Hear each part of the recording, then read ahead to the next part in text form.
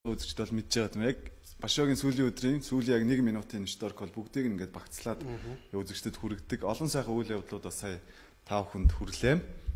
Тэгээ өнөөдөр ингээд Нагоя Башо өндөрлөж байна. Таны хувьд бас энэ Башогийн сэтгэлээ таны хувьд энэ Башогийн онцлог үйл явдал юу байв гэдгийг бас үзэгчдэд хэлэхгүй. Одоо яг тэр сүүлийн 1 минутын шторкон дээр гарлаа шүү дээ, тийм ээ. Одоо үнэхээр одоо Yokozuna хагхууд бол одоо 35 дахь түрүүгээ авсанд нь баяр хүргэмээр байна. За төрүүлэх өрсөлдөөнд сүүлийн өдөр сүүлийн агшин хүртэл одоо оролцсон тийм ээ. Үнэхээр Yokozuna хагхууд бол өрсөлдөгч болж чадсан.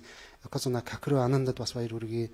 За ингээд одоо манай сумо хөгчүүдийн ахмад үе тийм ээ хамгийн ихэнд 1992 онд тийм ээ очиж монголчуудын одоо сумо одоо барилдахын замыг заасан пионер Кёктенхо цэвгний одоо ингээд задаг тайлж байгаа юм байна. Үнэхээр цэвгэн чи бол одоо үнэхээр эр хүний Монгол эр хүний чадлыг үзүүлж чадсан шүү. Одоо баярлалаа гэж хэлмээр байна.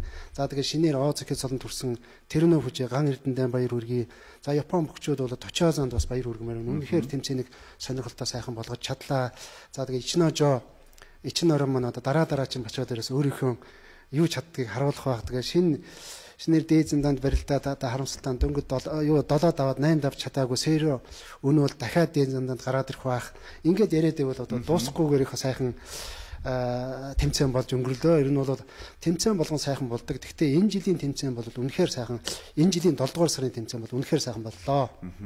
За ингээд Yokozuna хагхуу бол 33 дахь тэр түүхэн төрүүгээ авахд монголчууд бүгд их сайхан баярж байсан. Энэ бол үнэхээр агуу амжилт байсан. Тэгвэл Yokozuna хагхуу өөрийн агуу амжилтаа улам ахиулж улам л агуу болгосоор ингээд 35 дахь төрүүгээ хүртсэн амжилттайгаар эх орондоо удахгүй ирж Монгол Улсын хөдөлмөрийн баатар цолныхоо бас цайлгыг хийнэ. Ингээд Yokozuna хагхуудаа бас дахин одоо амжилт хүсч 35 дахь төрүүнийхэн төлөө бас баяр хүргэе. Ингээд 7 дугаар сарын тэмцээнийг үзэгч та бүхэнд уламжлалсаар Япон судлаач орчуулагч Төмөр Баатар руугаа тайлбарлал хүргэлээ. Нийт үзэгчдийнхээ өмнөөс танд бас талархлаа илэрхийлье. За баярлалаа. Бас өөр чинь бас баяр хүргэе. Баярлалаа.